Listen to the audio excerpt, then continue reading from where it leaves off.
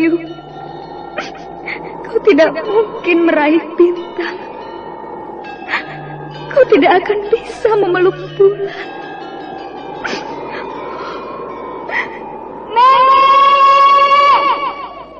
Nenek Raga Runting! Ayu! Ayu!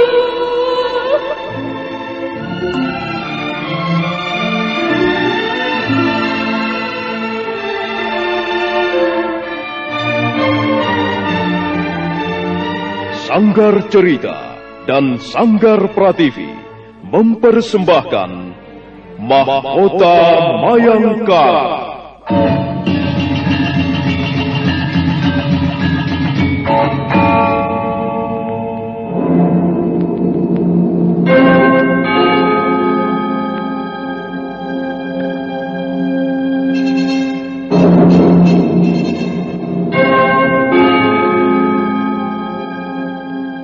Cerita ini lanjutan dari Tutur Tinular. Kisah berlangsung pada zaman pemerintahan Prabu Jayanegara atau Kala Gemet, Raja Majapahit yang kedua.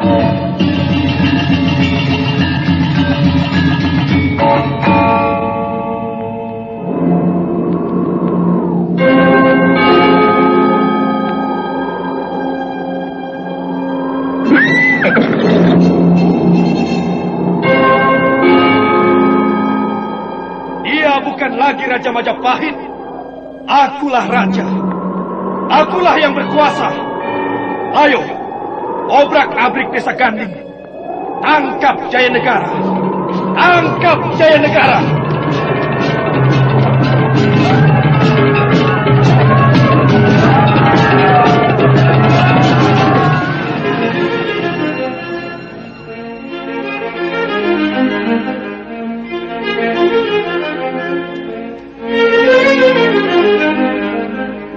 Naskah ditulis dan diolah oleh S. Tijab, hiasan musik dan sutradara C. Ispriyonoka. Kali ini mengetengahkan episode ke-24 dengan judul Akhir Perjalanan Impian.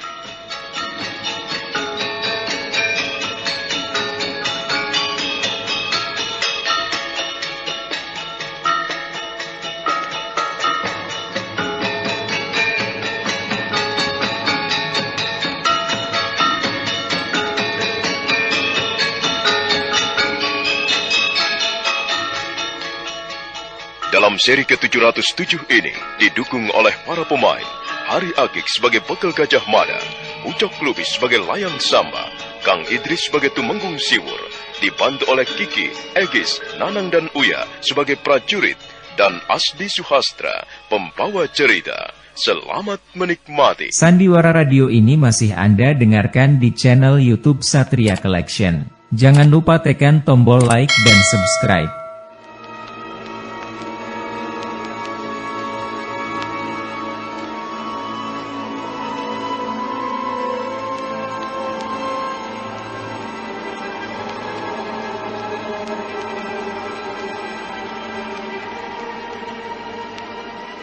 Layang Samba heran, tiba-tiba Bekal Gajah Mada diam mematung. Kedua tangannya bersidakap, matanya terpejam, bibirnya bergerak-gerak lirih, mengeluarkan suara desis. Rupanya dia tengah membaca mantra-mantra. Sebentar kemudian dia bergerak perlahan. Dilangkahinya bayangannya sendiri bolak-balik 3 kali.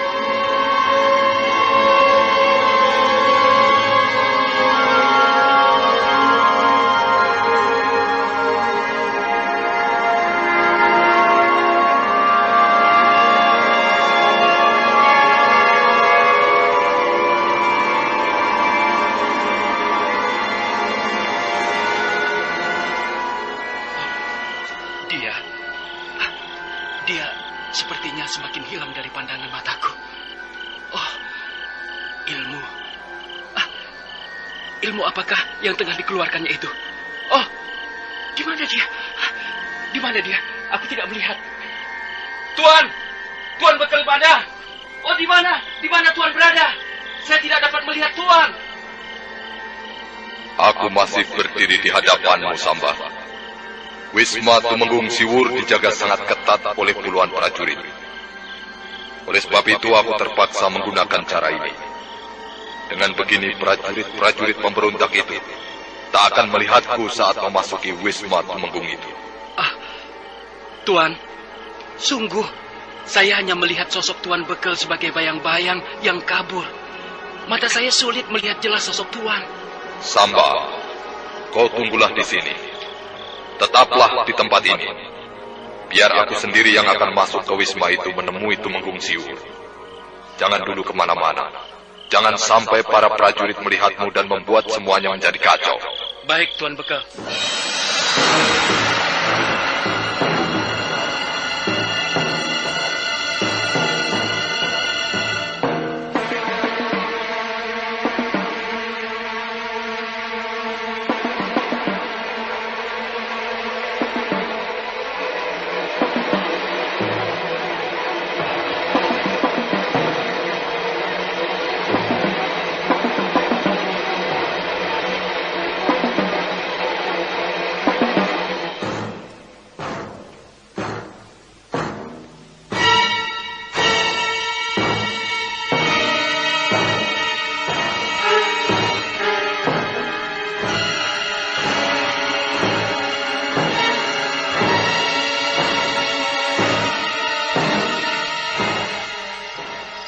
Gajah Mada melayang turun, ringan seperti kapas.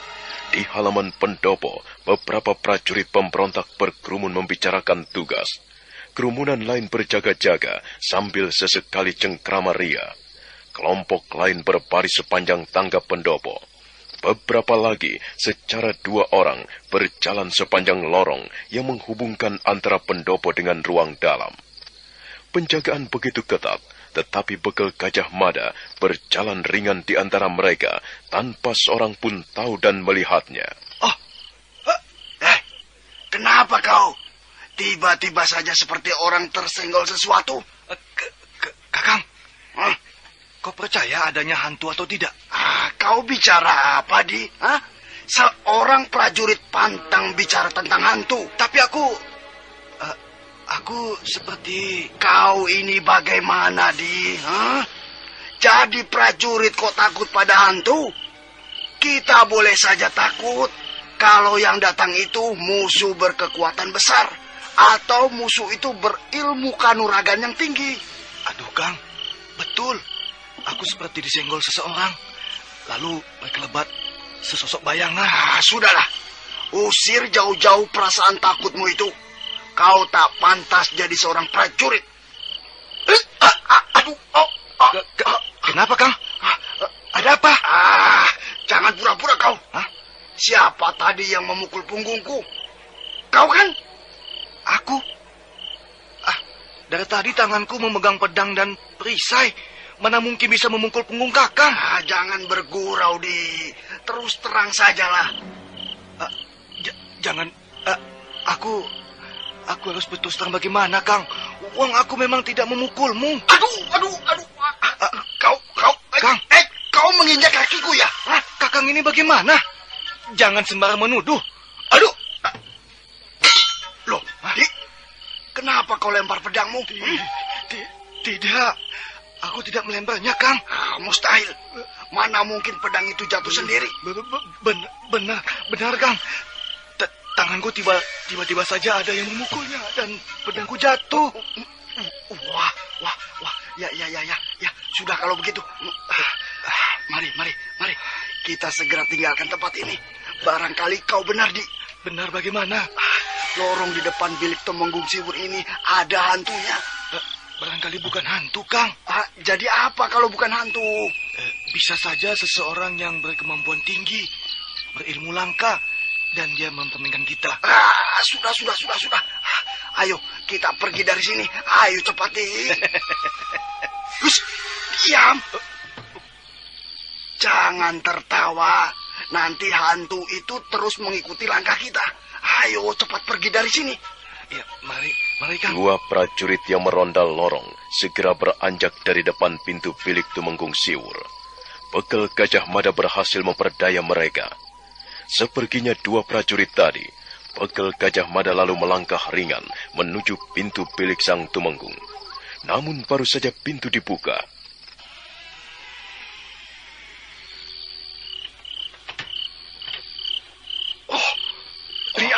Lihat pintu Tuan Tumenggung. Pintu itu membuka sendiri. Aku bilang apa tadi? Jangan lewat di depan bilik pribadi Tuan Tumenggung. Tapi kau masih saja membandel. Iya, tapi kita ini kan prajurit. Tugas kita meronda ke sekeliling wisma ini. Iya. Juga lorong-lorongnya. Terlebih, Tuan Rakuti memerintahkan wisma Tumenggung Siwur ini harus dijaga ketat. Ya, lalu bagaimana? Apa kita akan jalan terus melewati bilik Tumenggung? Iya ya. Waduh, bagaimana ini? Kok ragu-ragu? Seorang prajurit kan tidak boleh ragu. Baiklah, kalau begitu kita kembali saja. Tidak usah melewati pintu Tumenggung. Ayo. Wah, itu lihatlah. Lihat, pintu itu menutup kembali. Wah, lihat. Pintu itu menutup lagi. Sudah, ayo cepat pergi dari sini. Ayo cepat. dua prajurit yang lain tidak jadi melewati depan ruang bilik pribadi Tumenggung. Mereka kembali lagi ke arah semula. Bekel Gajah Mada tersenyum. Segera dia memasuki ruangan pribadi Tumenggung Siwur.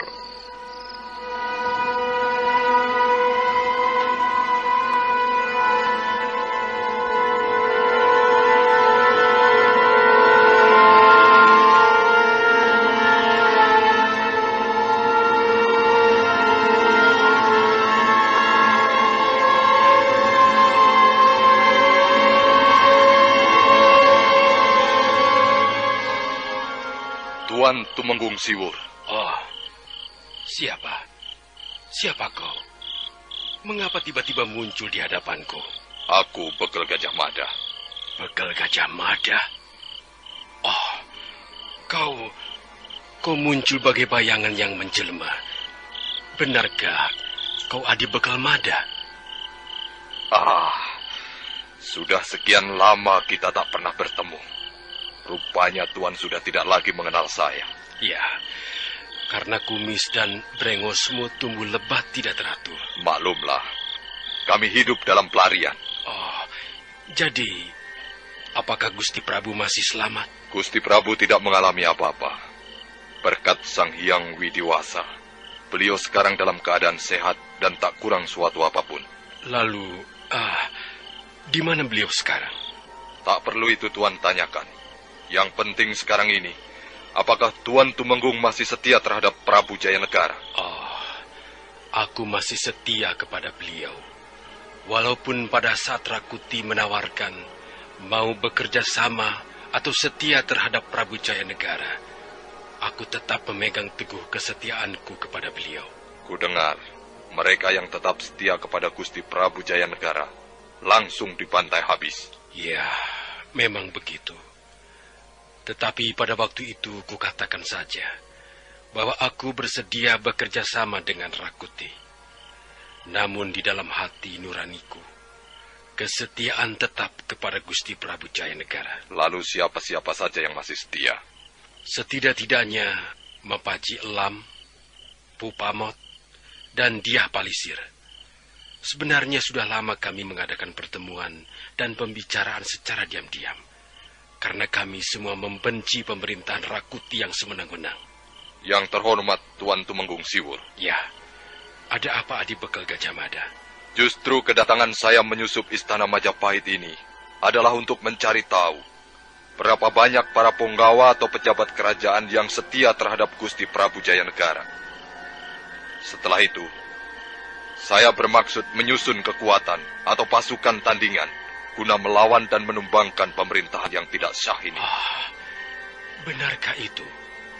Benarkah Adi Bekel bermaksud menyusun pasukan untuk merobohkan kekuasaan Rakuti? Gusti Prabu sudah terlalu lama hidup di pengasingan. Keadaan ini harus cepat dibenahi. Aku setuju dan mendukung penuh. Percayalah, akan kubantu sejauh kemampuanku. Lalu, apakah Adi Bekel sudah bertemu dan menghubungi yang lain?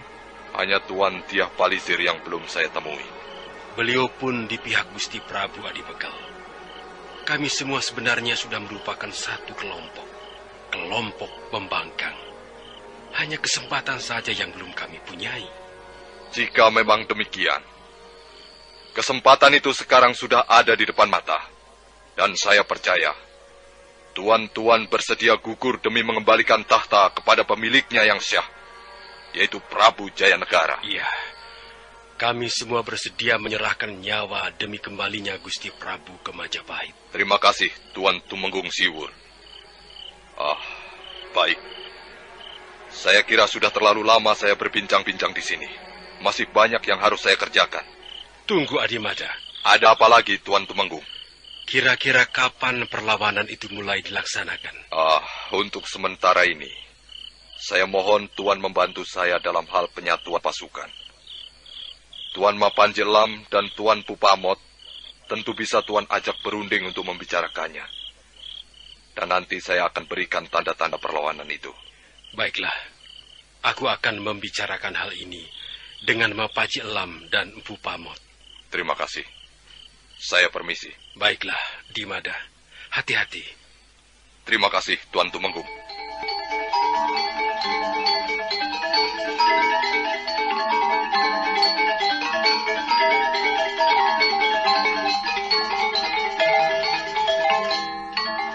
Sandiwara Radio ini masih Anda dengarkan di channel YouTube Satria Collection.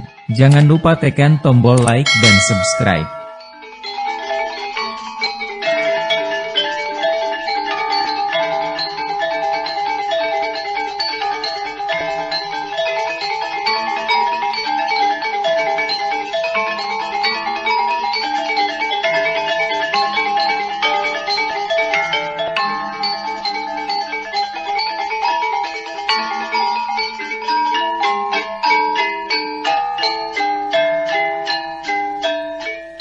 Layang Samba.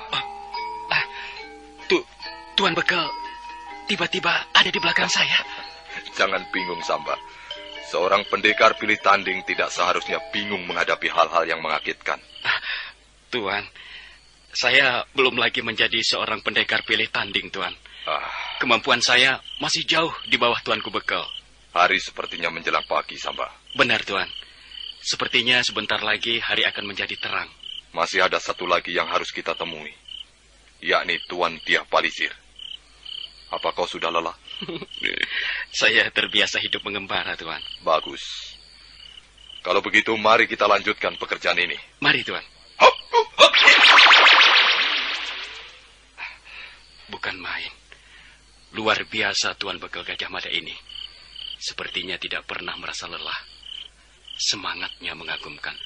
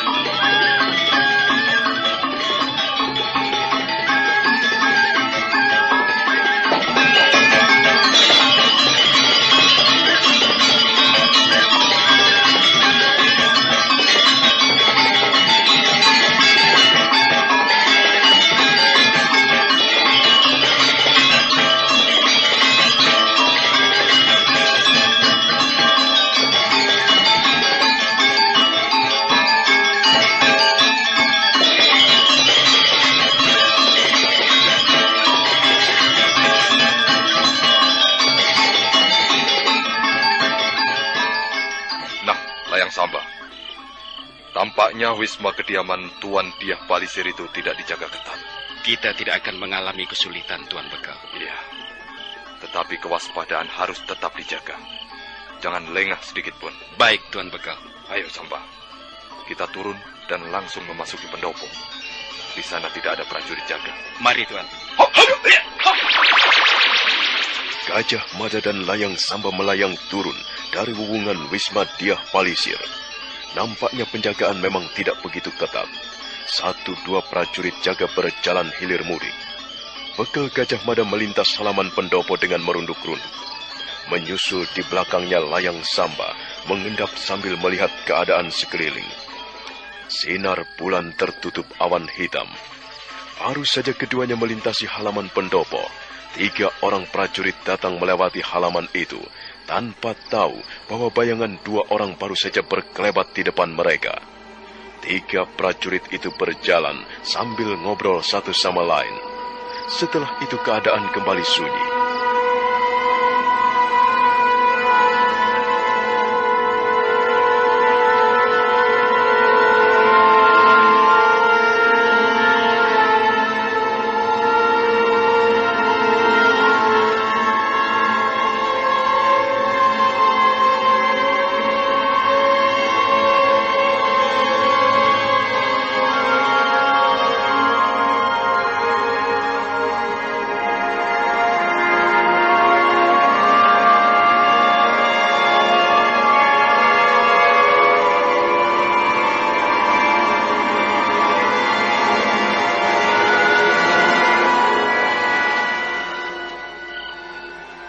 Layang Samba, lorong yang menghubungkan antara pendopo dengan ruang pribadi Tuan Tiah Palisir pun nampaknya bebas dari penjagaan. Teledor sekali para prajurit itu. Silahkan Tuan Bekel berjalan di depan. Saya akan menyusul sambil melindungi Tuanku Bekel dari tempat ini. Iya, aku akan langsung menuju pintu itu dan membukanya. Kau berjaga-jagalah di sini. Setelah itu, susul aku masuk ke ruang bilik itu. Baik, Tuan Bekel. Bekel Gajah Mada lalu beringsut-ingsut meninggalkan persembunyiannya. Layang Samba masih tetap di tempat sambil memperhatikan langkah Gajah Mada menuju pintu ruang bilik Tiah Palisir. Begitu Gajah Mada tiba di depan pintu, Layang Samba langsung memburunya, cepat dan tanpa suara. Sejenak kemudian Bekel Gajah Mada telah menguak daun pintu itu. Layang Samba tetap di pintu untuk menjaga segala kemungkinan yang bakal terjadi. Tuan Tiah Palisir, harap tenang dan tidak perlu panik.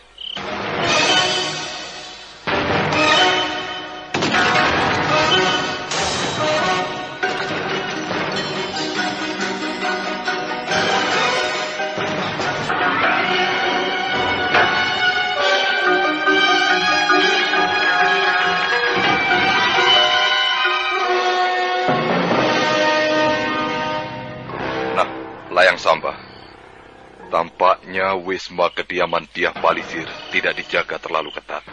Kalau begitu, pekerjaan kita akan berjalan lancar tanpa kesulitan, Tuan. Tetapi kewaspadaan harus tetap dijaga. Jangan menyepelekan keadaan yang tenang. Jangan lengah sedikit pun. Baik, Tuanku Bekel. Ayo Samba, kita turun dan langsung masuk ke pendopo. Sepertinya di sana tidak terdapat prajurit jaga. Mari, Tuan.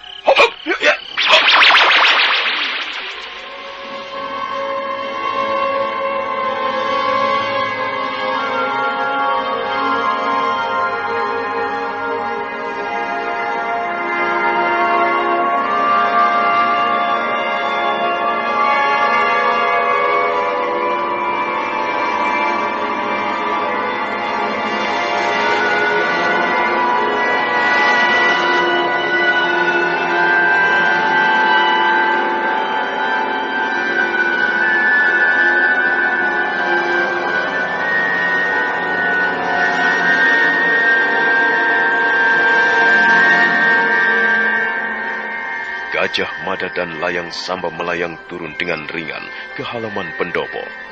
Begitu kaki mereka menjejak tanah, segera keduanya berlari kecil, mengendap-endap memasuki pendopo. Gerakan itu begitu cepatnya, sehingga prajurit jaga tidak mengetahui ada dua bayangan berkelebat memasuki pendopo. Samba, lorong yang menghubungkan antara pendopo dan ruang bilik Tiah Palisir nampaknya juga sepi dari penjagaan. Teledor sekali para prajurit itu menjalankan tugasnya. Silakan Tuanku Bekel menyusuri lorong terlebih dulu. Biarlah saya di sini melindungi Tuan. Nanti saya segera menyusul. Aku akan langsung menuju pintu bilik, lalu membukanya. Begitu aku masuk, kau jangan menunggu-nunggu lagi. Langsung susul aku. Baik, Tuan. Baik.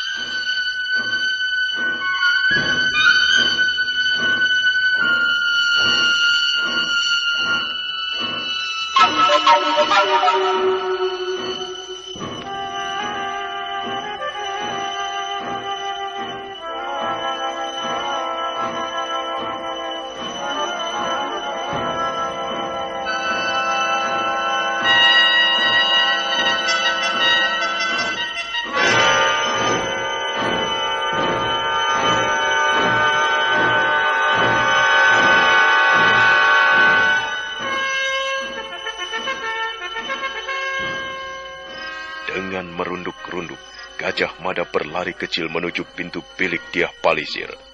Layang Samba tetap di tempat persembunyiannya di balik sebuah arca batu besar, mengawasi dan melindungi Gajah Mada kalau ada serangan mendadak. Sebentar kemudian, Gajah Mada telah berdiri di depan pintu bilik Dyah Palisir. Begitu pintu dibuka, Gajah Mada langsung menyeruak masuk. Layang Samba segera menyusul dan berdiri di belakang pintu, menjaga segala kemungkinan yang tidak diinginkan. Harap Tuan Dyah Palisir tenang dan tidak perlu panik.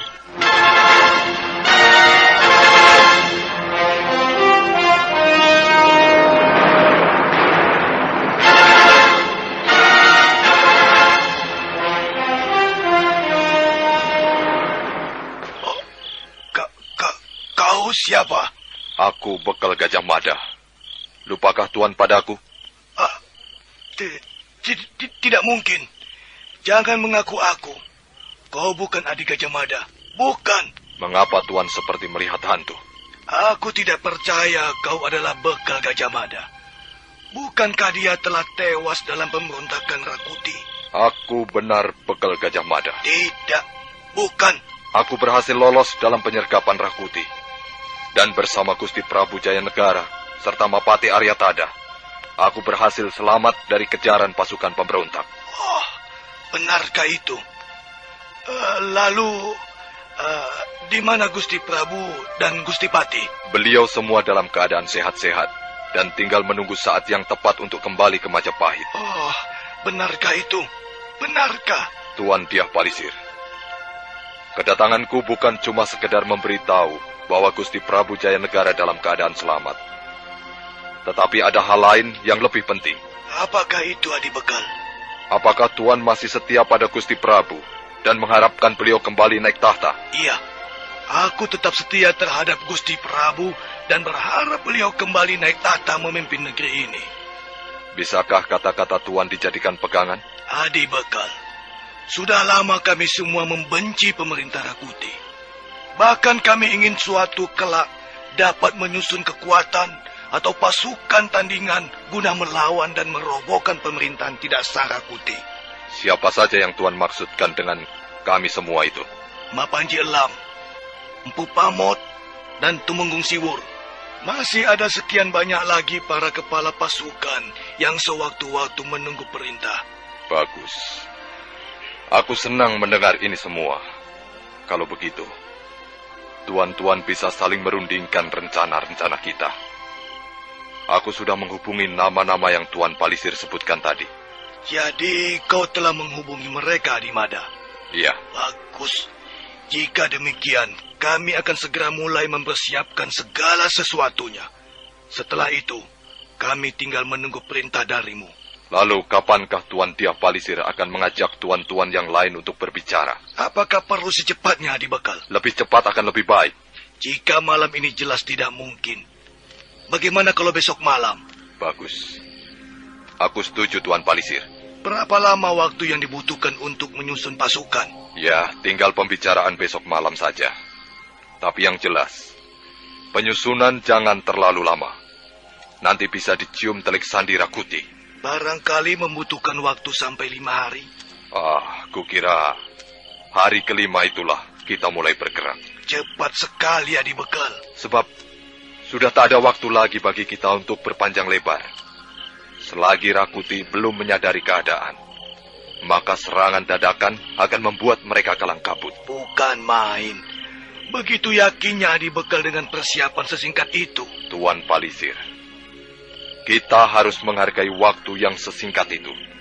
Baiklah, Adi Bekal Mada. Sementara menunggu waktunya tiba, bagaimana jika Adi Bekal tinggal di sini? Dan besok malam Adi Bekal Mada bisa berbicara langsung di dalam pertemuan itu. Terima kasih, Tuan Dyah Palisir.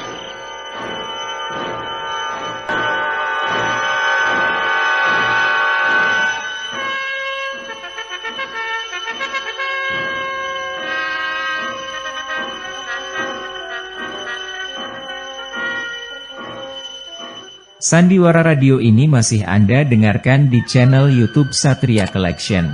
Jangan lupa tekan tombol like dan subscribe.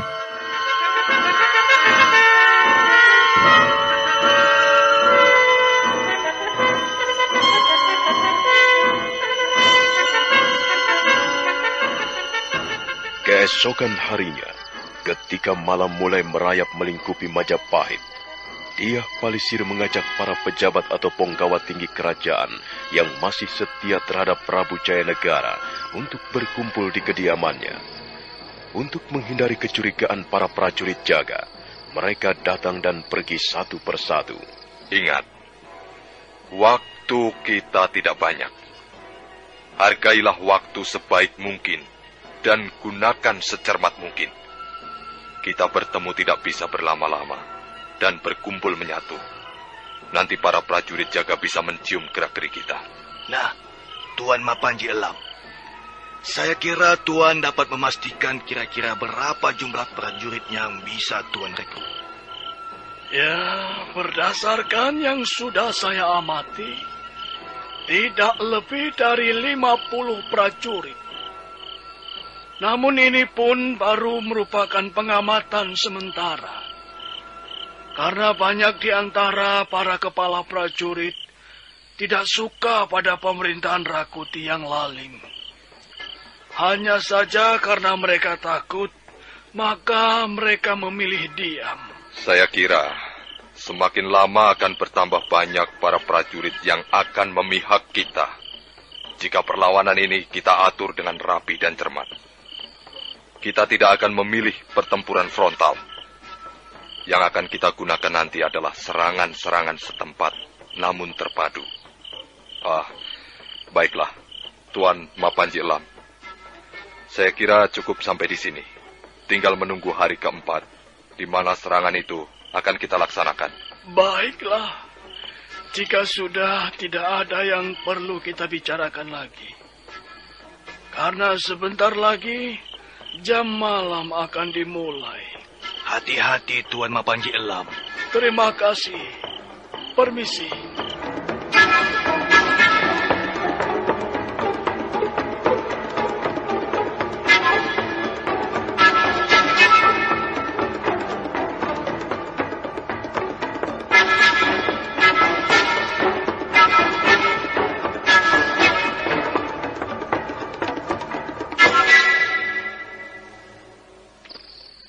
Keesokan malamnya, muncul Empu Pamot di Wisma Dyah Palisir. Mereka lalu berbicara di ruang pribadi Dyah Palisir. Kembali Begal Gajah Mada memberi pengarahan dan petunjuk agar hari pelaksanaan nanti berjalan lancar. Bagaimana Adi Mada? Kapan bisa kita mulai? 3 hari lagi. Pada waktu itu, hendaknya semua dalam keadaan siaga penuh dan mental baja. Kita tak gentar gugur demi kembalinya tahta Sang Prabu Jayanegara. Lalu kekuatan yang bisa Tuan Bu Pamot siapkan? Saya masih harus berkeliling dari satu kelompok pasukan ke kelompok pasukan lain. Tapi saya yakin bahwa kekuatan yang terpendam cukup bisa kita andalkan. Karena mereka terdiri dari para prajurit yang kecewa atas pemerintahan lalim Rakuti. Bahkan di antara mereka, kerap saya dengar keluhan yang menyatakan kerinduan mereka akan kembalinya Gusti Prabu Jayanegara ke Majapahit. Sampaikan kepada mereka bahwa kendati kita akan merobohkan kekuasaan Rakuti, tetapi hendaknya jangan terlalu bernafsu. Karena serangan akan kita mulai setempat-setempat. Bagian demi bagian kita kuasai. Pos demi pos. Sampai akhirnya ke alun-alun dan istana Majapahit yang kini dikuasai Rakuti. Baik, Adi Begal Mada. Ajak serta para penggawa lain yang sudah sejak lama ingin menumbangkan kekuasaan Rakuti. Baiklah, Tuan Palisir. Nah, kiranya cukup sampai di sini dulu. Kita harus menghindari kecurigaan pihak lain. Kalau begitu, saya permisi.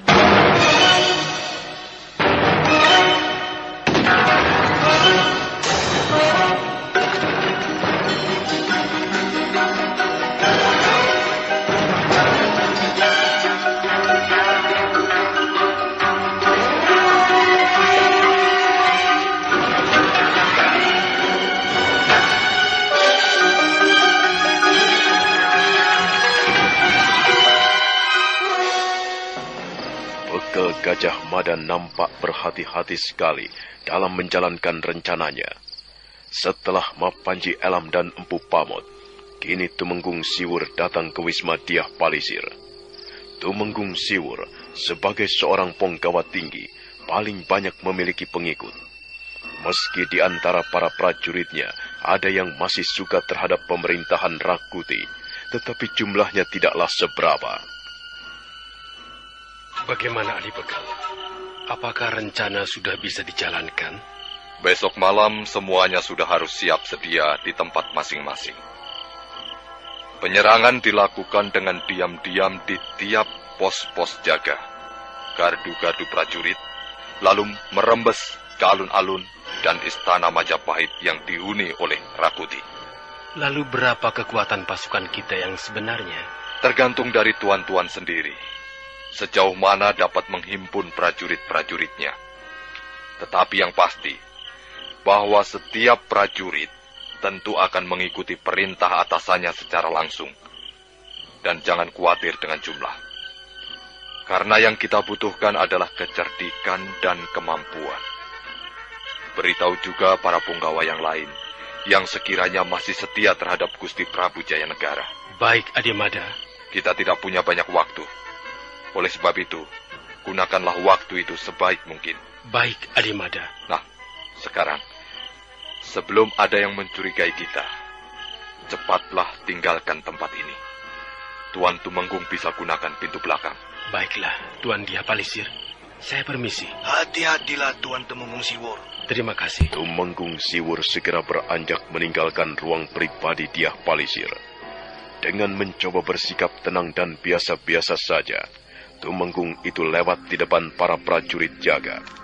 Setelah itu dia naik ke atas kudanya dan melarikannya keluar dari Wisma Dyah Palisir untuk kembali ke wisma kediamannya. Jam malam sebentar lagi akan berlaku, sebab itu dia melarikan kudanya cepat-cepat menembus keremangan malam.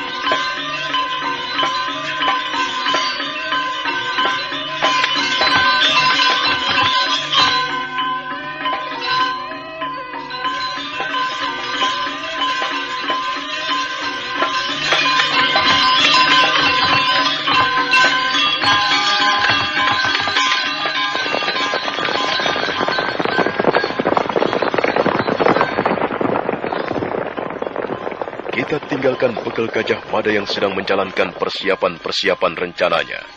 Kini kita beralih ke luar kota Raja Majapahit, yang malam itu dikagetkan oleh derap pasukan berkuda. Malam terang bulan, suara cengkrik dikalahkan oleh puluhan kaki-kaki kuda yang menggemburu memecah keheningan. Ternyata derap pasukan berkuda itu datang dari laskar berpakaian serba putih dan bercadar putih. Benar, mereka kelompok pendekar bunga putih yang turun Gunung Lejar menuju pinggiran kota Raja Majapahit.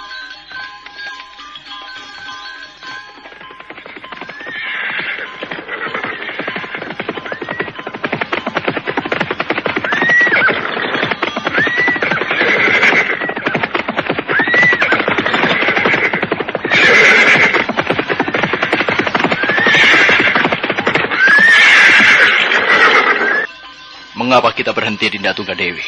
Kita harus mengatur siasat sebelum masuk ke wilayah pinggir kota Raja, Kanda Cakradara. Yunda, apakah tidak lebih baik kita istirahat saja dulu di tepi hutan tarik ini? Benar, Yunda Tunggadewi. Bagaimana jika kita istirahatkan saja laskar kita? Bagaimana, Kanda Cakradara? Ya, kukira sebaiknya istirahat sebentar, sambil kita menyusun siasat penyerangan. Paman Pranayam, perintahkan semuanya untuk istirahat. Setelah itu, Paman kemari untuk membicarakan rencana-rencana kita masuk ke pinggiran kota Raja.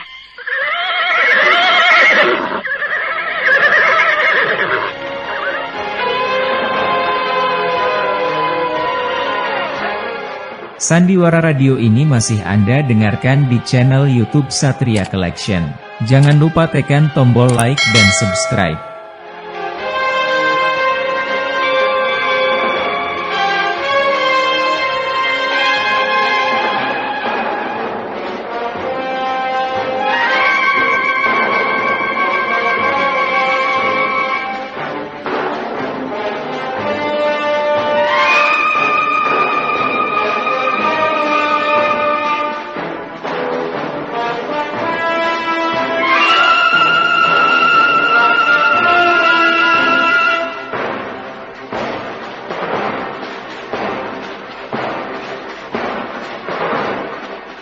Askar kelompok pendekar bunga putih segera mengambil tempat untuk istirahat sejenak.